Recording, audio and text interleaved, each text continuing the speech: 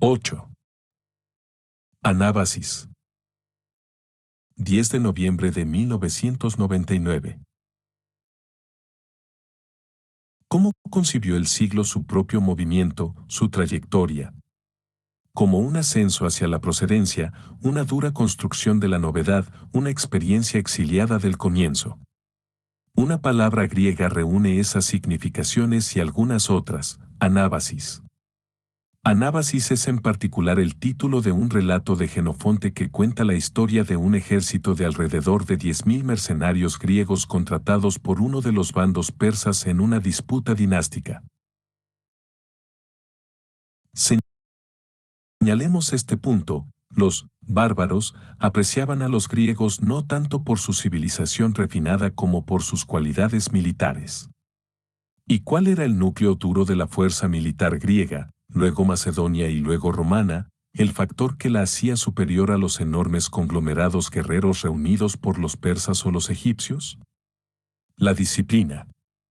No por nada el reglamento militar precisa, en su primer artículo, que la disciplina es la principal fuerza de los ejércitos.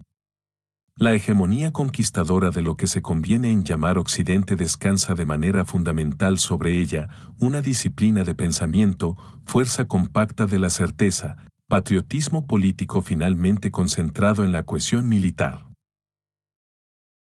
Del mismo modo, cuando Lenin quiere que en el partido proletario reine una disciplina de hierro, lo hace porque sabe que los proletarios, desprovistos de todo, no tienen la más mínima posibilidad de imponerse si no se autoimponen, como consecuencia y figura material de su consistencia política, una inigualable disciplina de organización. Así,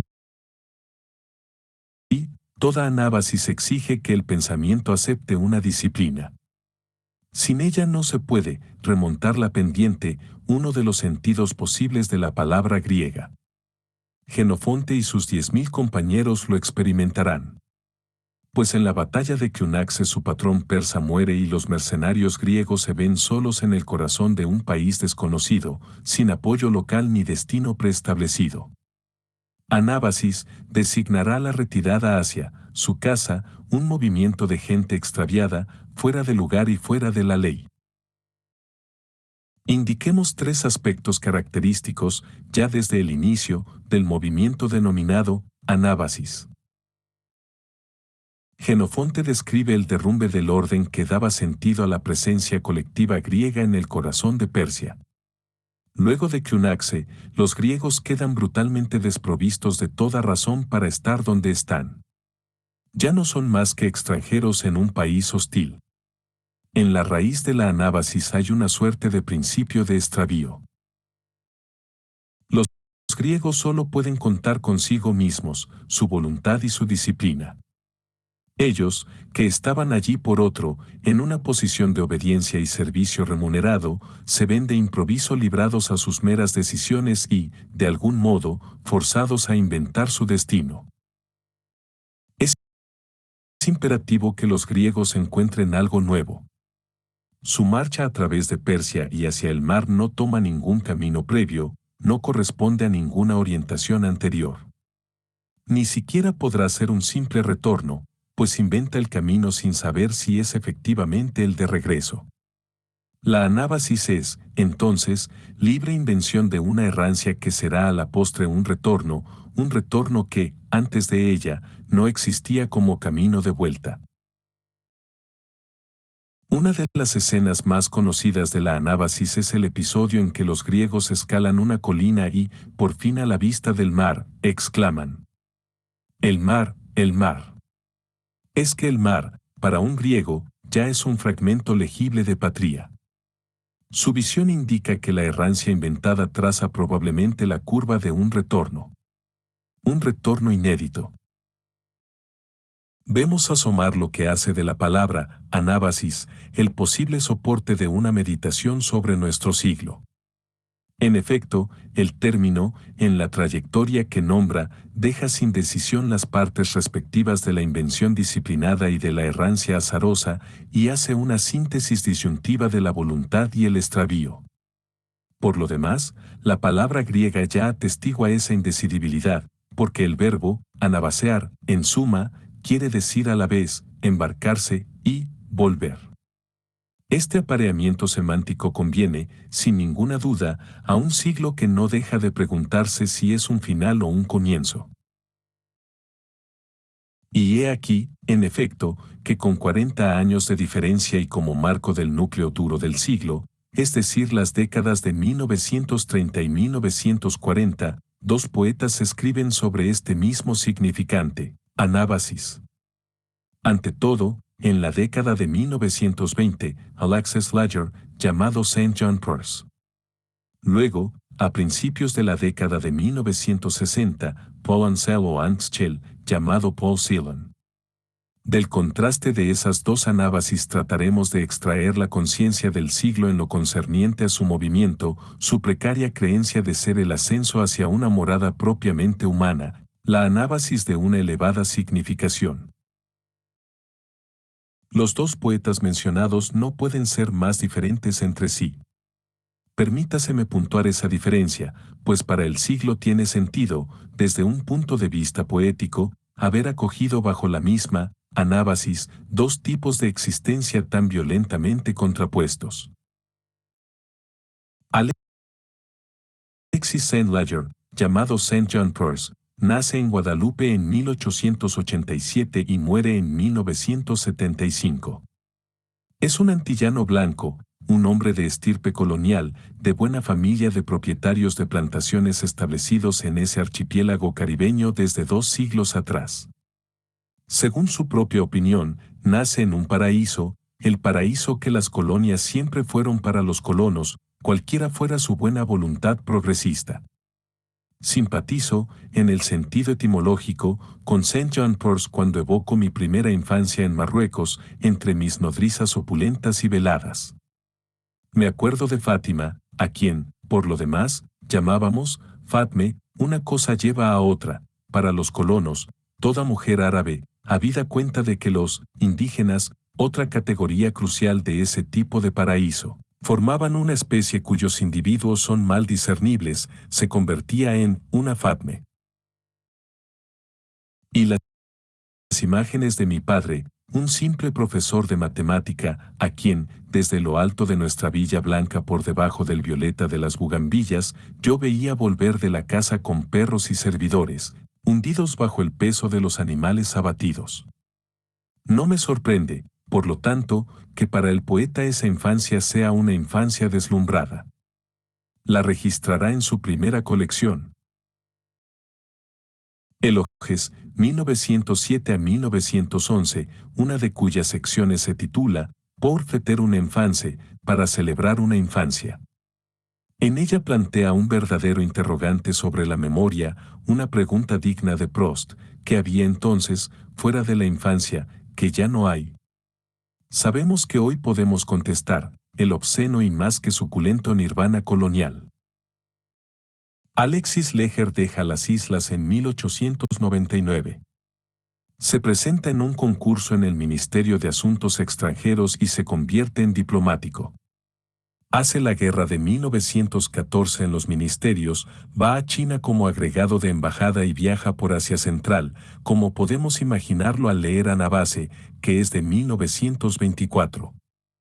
A partir de mediados de la década de 1920 es el ejemplo mismo del alto funcionario.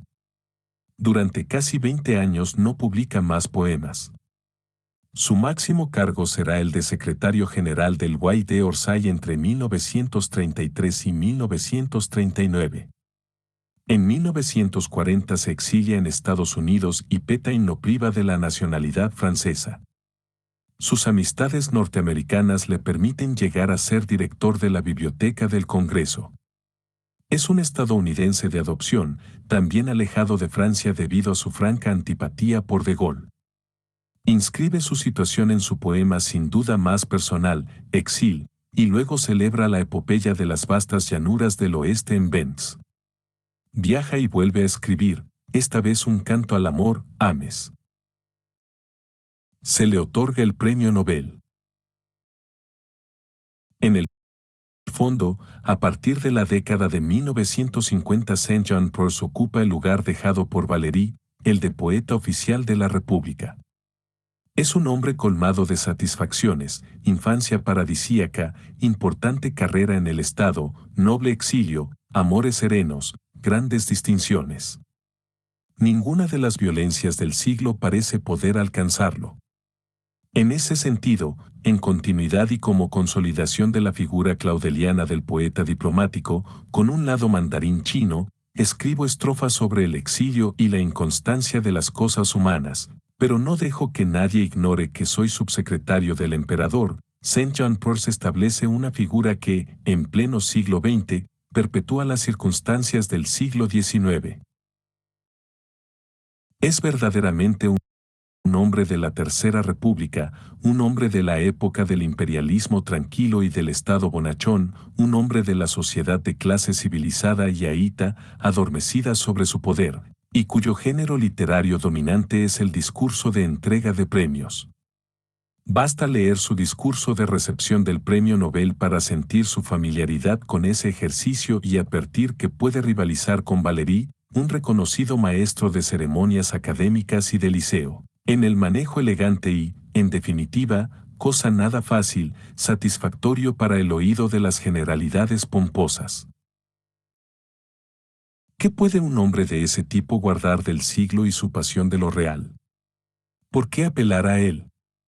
Pues bien, justamente porque, desde el fondo de su sillón dorado de una república moribunda, Saint John Perse percibió a la perfección, como se percibe un rumor lejano cuya causa se ignora o se desdeña, que el siglo tenía una dimensión épica. Y acaso aún su altiva distancia, su desafección secreta, tanto más radicales cuanto que ocupaba un puesto clave del Estado, le permitieron comprender mejor que a otros que esa epopeya era, en su esencia, una epopeya para nada. La síntesis disyuntiva contenida en la poesía de Saint John Perse es la del vacío espiritual y la afirmación épica.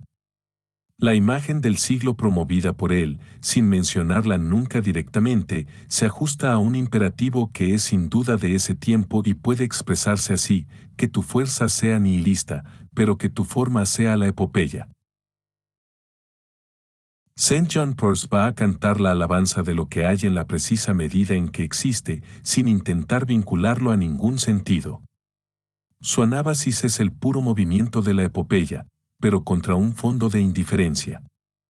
El poema piensa el lazo muy profundo que ha existido, en el siglo, entre violencia y ausencia.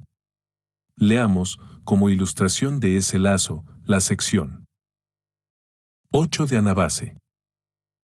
Lois sur la vente des humens. Lois errantes. Et nous memes. Couleur de homes.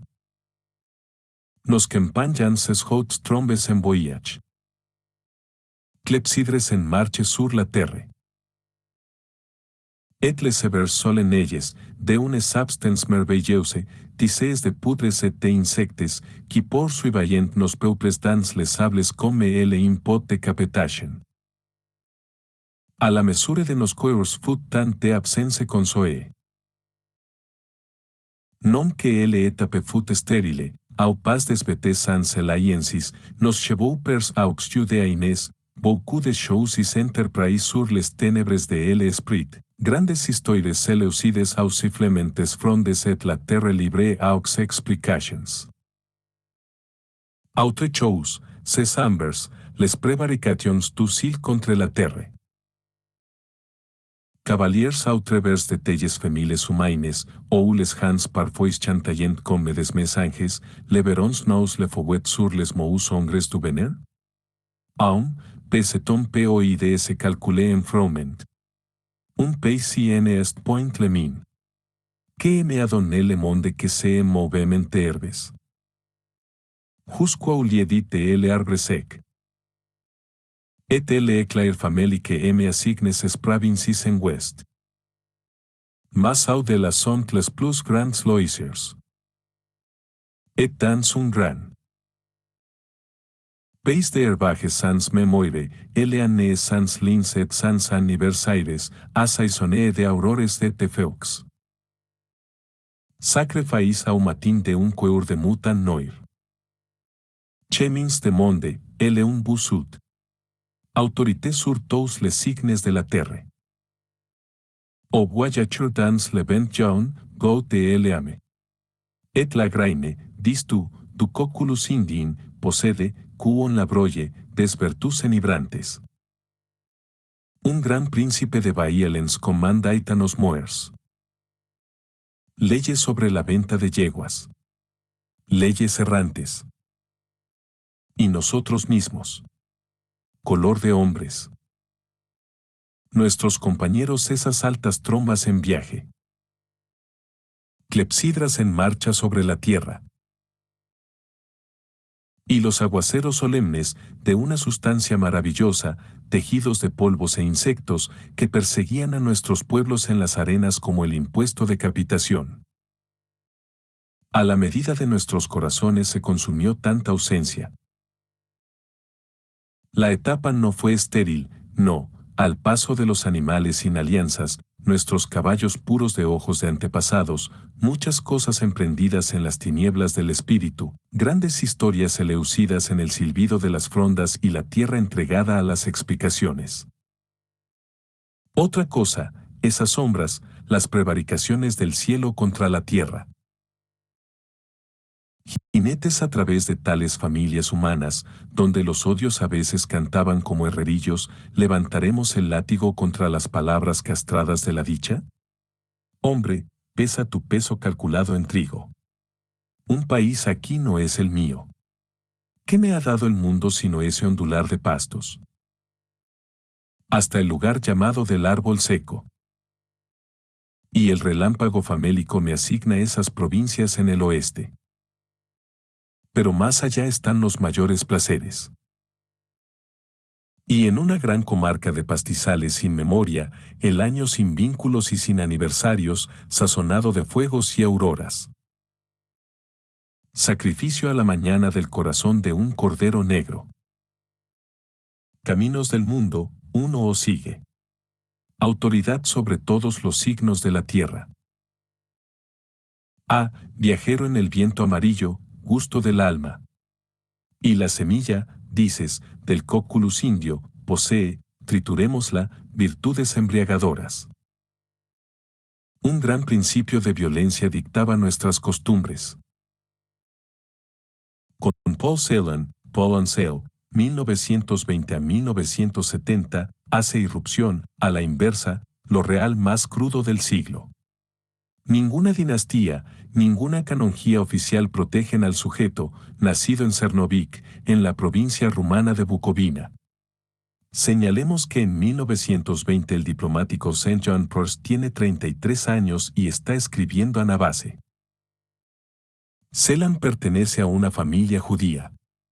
Su infancia lo sumerge en una multiplicidad lingüística, alemán, yidis, rumano.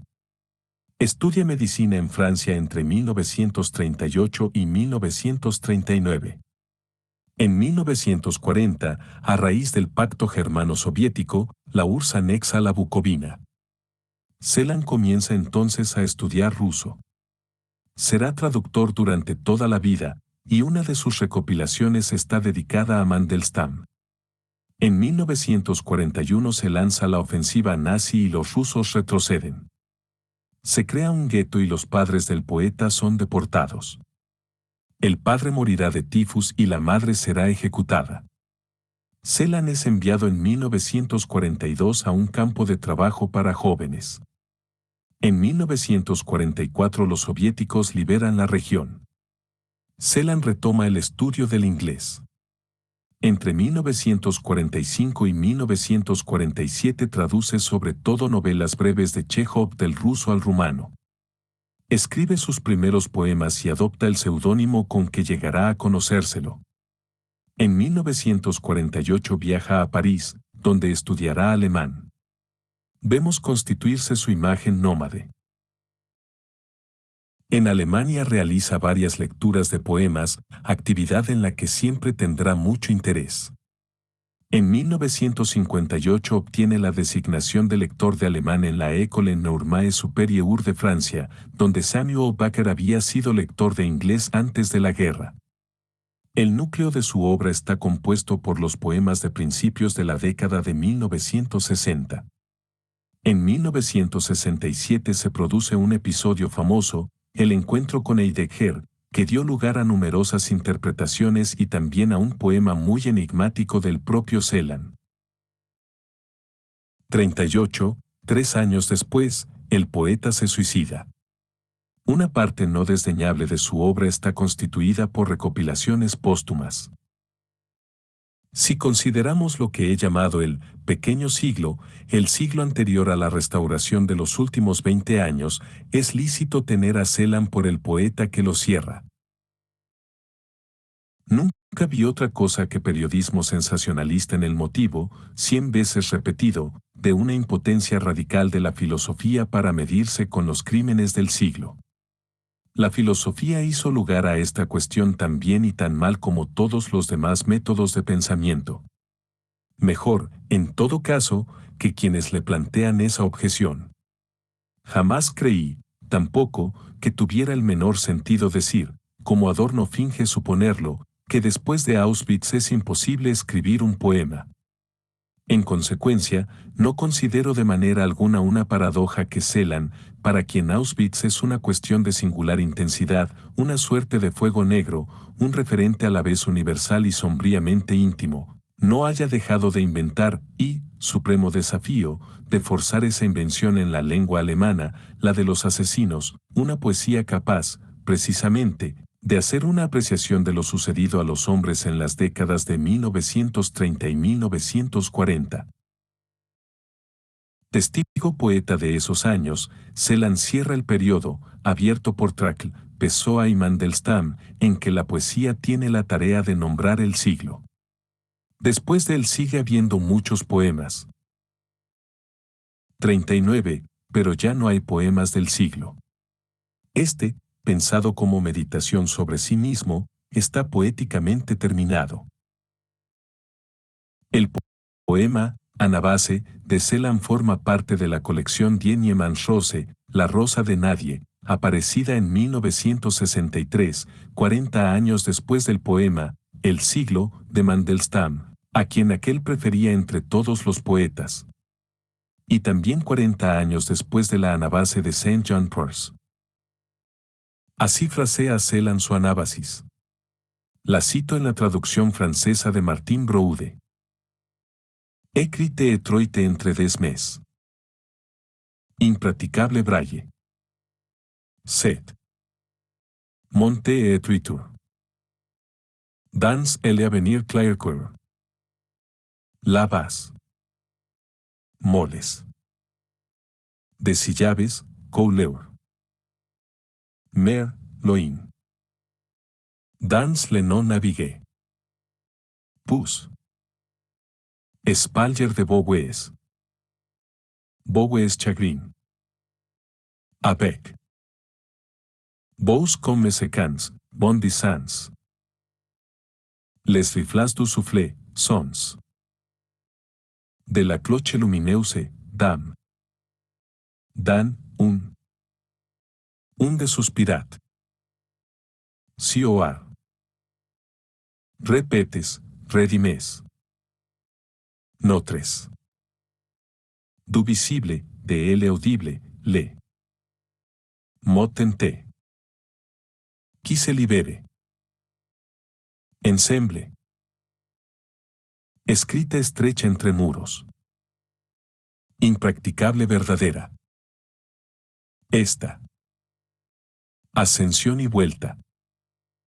En el porvenir claro corazón. Allá. Escolleras. De sílabas, color. Mar, lejos. En lo no navegado. Luego. Espaldar de boyas. Boyas pena. Con. Bellos como segundos, saltarines. Los reflejos del aliento, sonidos. De la campana luminosa, dam. Dan, un de suspirat. Cioar. Repetidos, redimidos. Nuestros. De lo visible, de lo audible, la palabra tienda. Que se libera. Juntos. Entre los dos poetas y las dos anábasis no solo hay una diferencia de estilo. Lo que difiere es la concepción misma de lo poético. Digamos que aquí se invalida cierta figura de la elocuencia. Llamo, elocuencia, a la convicción de que la lengua dispone de recursos y cadencias que es preciso explotar. Si el poema de Celan no es elocuente, es porque expone una incertidumbre en cuanto a la propia lengua, a punto tal que solo la presenta en su corte, su costura, su refacción riesgosa, y prácticamente nunca en la gloria y la difusión de su recurso.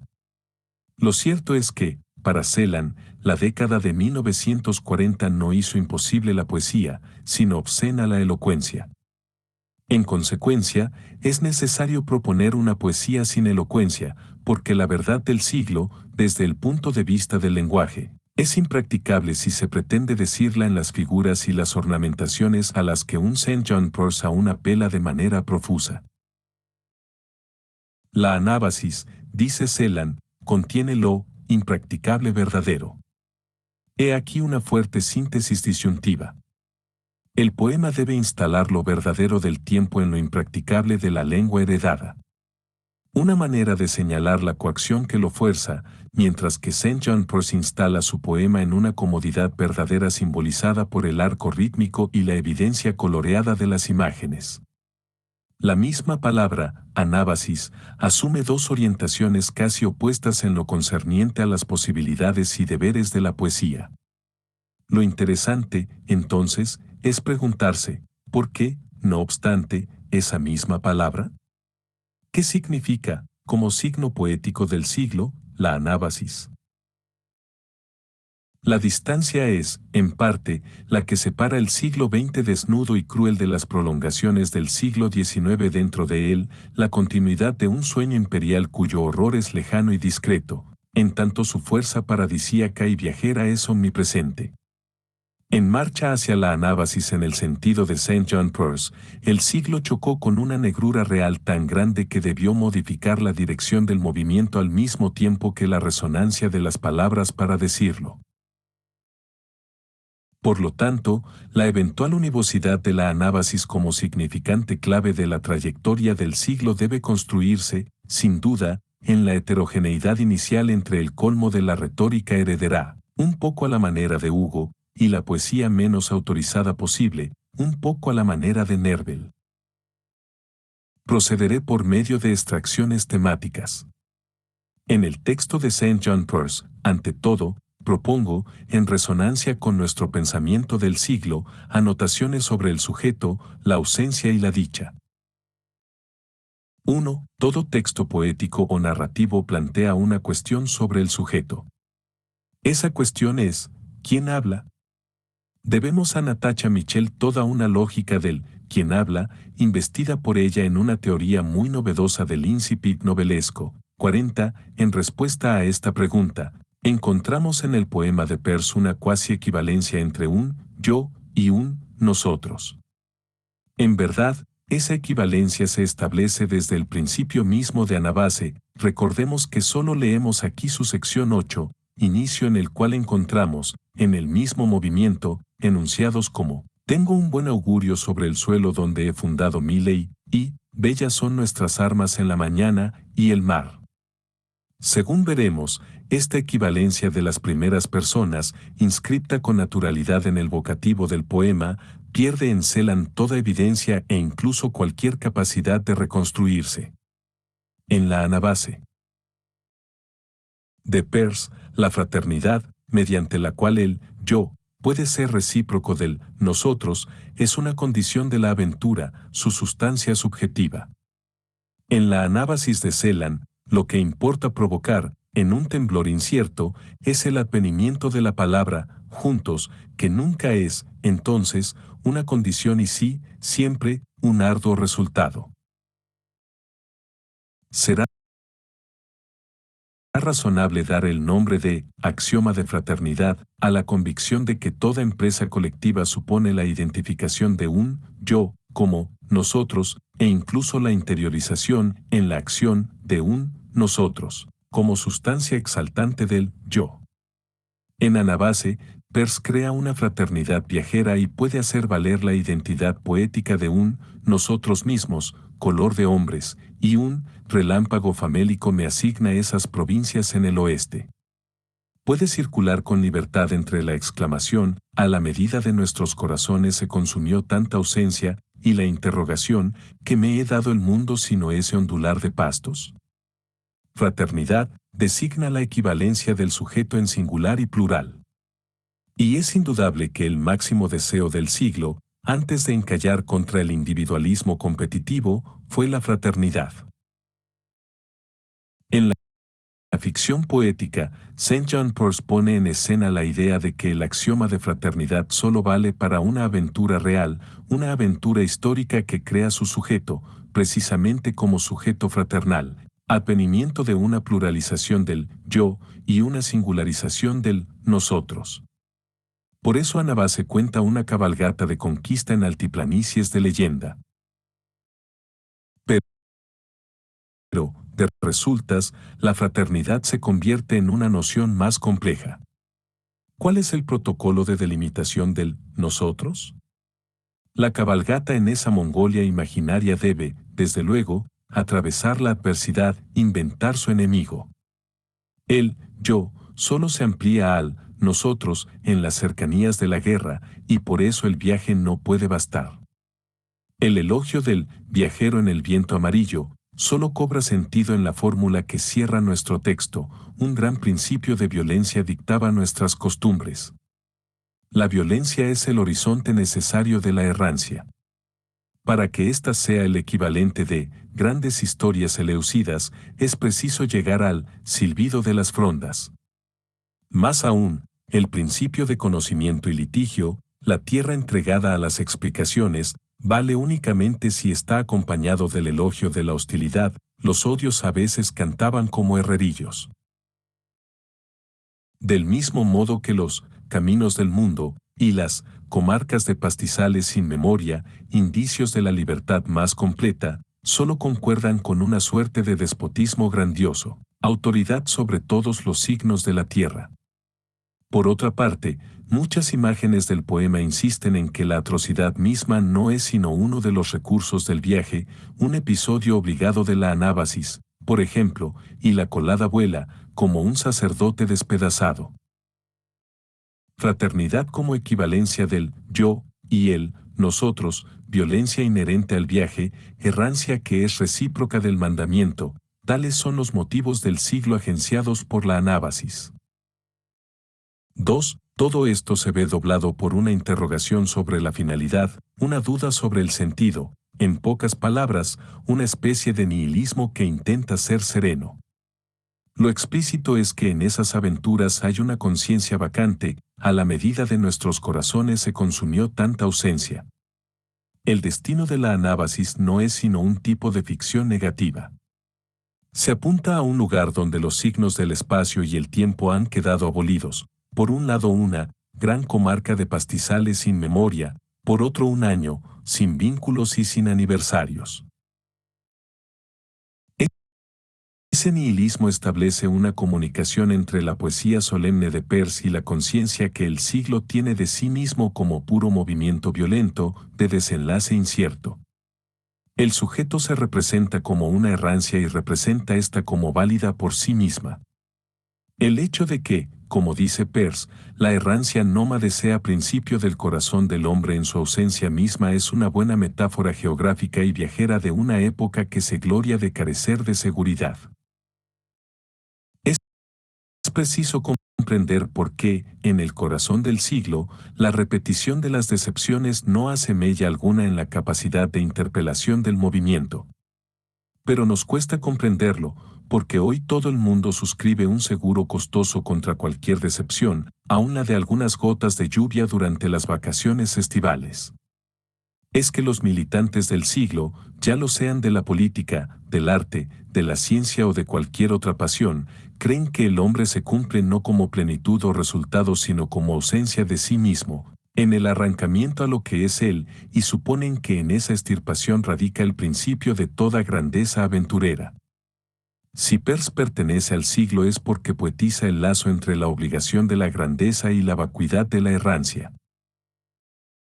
El siglo XX no es un siglo programático como lo fue el anterior. No es un siglo de la promesa. En él se acepta de antemano que una promesa no se cumpla y un programa no se ejecute de manera alguna, porque solo el movimiento es fuente de grandeza. Saint-John Peirce encuentra las nobles figuras de esa entrega del corazón del hombre al valor victorioso de la negación de lo que es e instituye el valor poético de la ausencia de sí, con prescindencia de cualquier destino. Se trata de conquistar la desligazón, el fin de todos los lazos, la ausencia de sí del desligado. En esta dirección, el siglo ha sido más profundamente marxista de lo que imaginaba, según un Marx emparentado con Nietzsche, el Marx que anuncia en el manifiesto el fin de todas las viejas costumbres, es decir, el fin de los viejos lazos de obediencia y estabilidad. La temible fuerza del capital consiste en disolver los contratos más sagrados, las alianzas más inmemoriales, en las aguas heladas del cálculo egoísta. El capital dicta el fin de una civilización fundada en el vínculo. Y es indudable que el siglo XX busca, más allá de la fuerza meramente negativa del capital, un orden sin vínculos, un poder colectivo desligado, para devolver a la humanidad su verdadera potencia creativa. De allí las palabras clave, que son las de Peirce: violencia, ausencia, errancia. Mediante cultas expresiones privativas, el poeta captura ese anhelo nihilista, pero creador, de un orden puramente viajero, una fraternidad sin destino, un movimiento puro. Así, los animales sin alianzas, o las prevaricaciones del cielo contra la tierra. Los únicos compañeros del hombre de la grandeza son las altas trombas en viaje. Todo ese deseo se recapitula en el admirable oxímoron de las leyes errantes.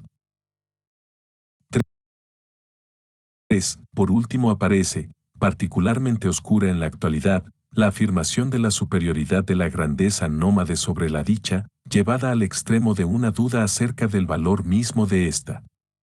La expresión, las palabras castradas de la dicha, recordemos que un capador, hongreur, es un especialista en la castración de caballos, parece indicar que, para el hombre de la anábasis, y hasta en la lengua, la obsesión por la dicha es una mutilación. Y por eso, contra las palabras de la felicidad, el poeta exige levantar el látigo. Para nosotros, hedonistas cansados de este fin de siglo en el que toda grandeza está ausente, esas palabras son una provocación. El nihilismo activo, violento y hasta terrorista del siglo, que se deja oír incluso en la alta poesía de nuestro embajador, está más cerca de Kant que el doblete contemporáneo de la satisfacción y la caridad. Pues plantea que el obstáculo de la grandeza es el deseo de felicidad. Y que, en suma, para emprender la aventura nómade tejida, de fuegos y auroras, para iluminar un poco las tinieblas del espíritu, hay que saber conformarse con un ondular de pastos y meditar sobre la ausencia. ¿Acaso se aceptará, llegada la noche, capturar la embriaguez ilícita que procura la semilla del cocculus indio? ¿En qué lugar de la anábasis nos encontramos 40 años después? ¿Qué nos dice Paul Celan luego del nazismo y la guerra? A la pregunta, ¿quién habla?, el poema responde, nadie. No hay más que una voz, una palabra anónima captada por el poema. Casi en el mismo momento, Beckett, en compañía, comienza con una voz en la negrura. Peirce hacía equivaler el yo y el nosotros, pero en el poema de Celan, como en la prosa de Beckett, ya no hay ni uno ni otro, sino una voz que intenta trazar un camino. En las líneas breves y casi silenciosas del poema, muy lejos del amplio versículo de Peirce, esa voz que es el trazado de un camino va a decirnos en un murmullo que es la anábasis, ascensión y vuelta, traducción exacta del verbo. Lo hace al comienzo mediante tres conexiones frágiles y casi improbables, escrita estrecha, impracticable verdadera, en el porvenir claro corazón. Lo que se murmura de ese modo es la posibilidad de un camino, el de un claro sensible, claro corazón.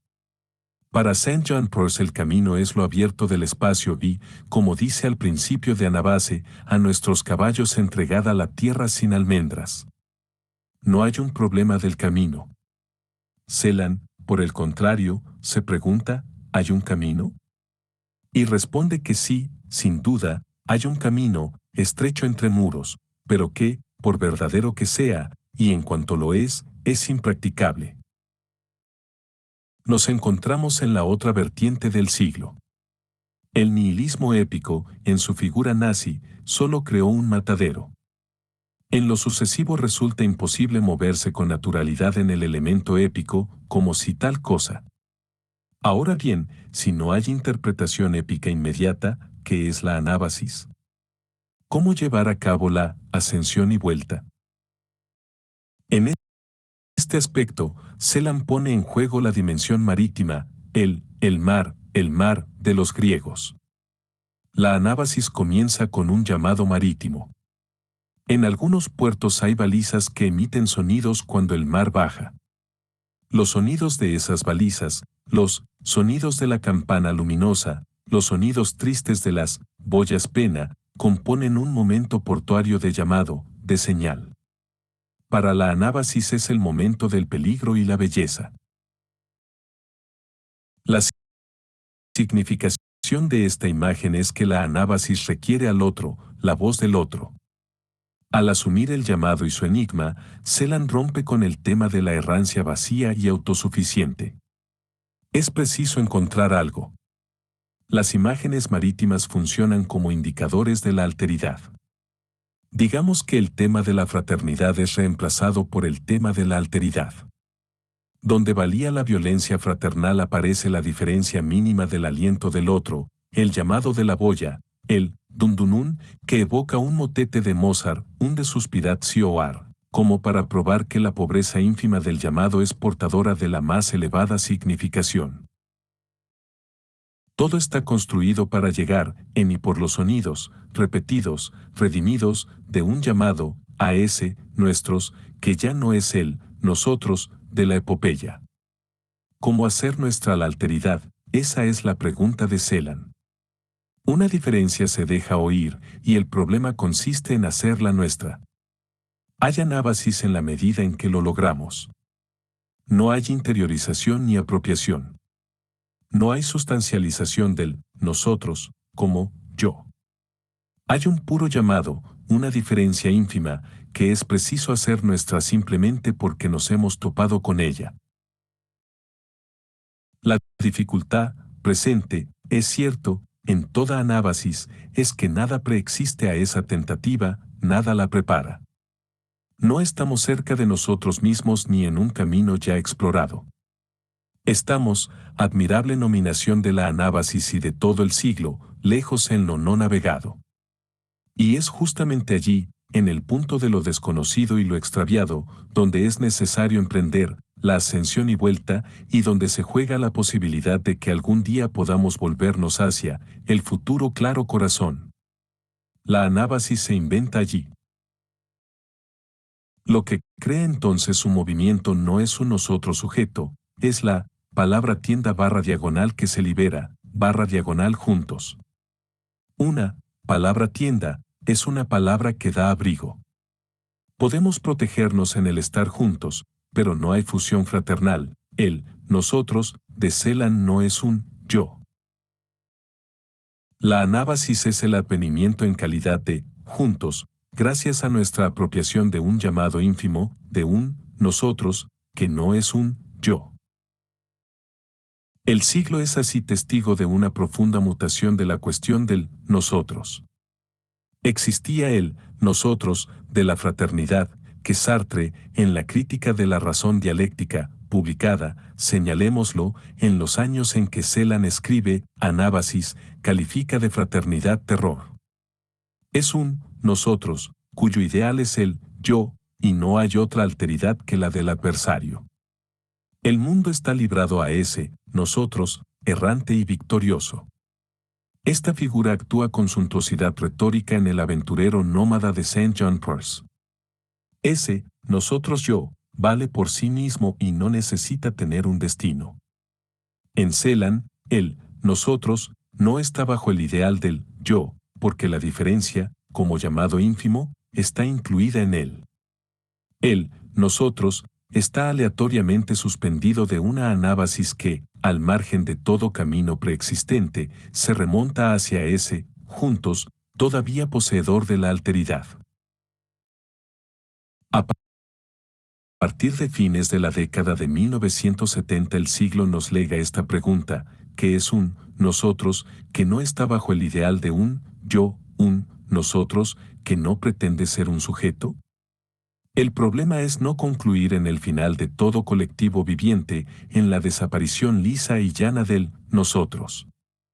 Nos negamos a decir, con los actores de la restauración, solo hay individuos en competencia por la felicidad y toda fraternidad activa es sospechosa. Celan, por su parte, mantiene la idea del juntos, que era, advirtámoslo, la principal y extraña consigna de las manifestaciones de diciembre de 1995. No había ninguna otra, en todo caso, ninguna otra que fuera una invención, que tuviera la capacidad de nombrar la anábasis de los manifestantes. Y no era una palabra vana, pues pudimos ver en pequeñas ciudades tranquilas, como Rouen, por ejemplo, a más de la mitad de la población salir a manifestar en varias ocasiones, para decir únicamente, todos juntos, sí.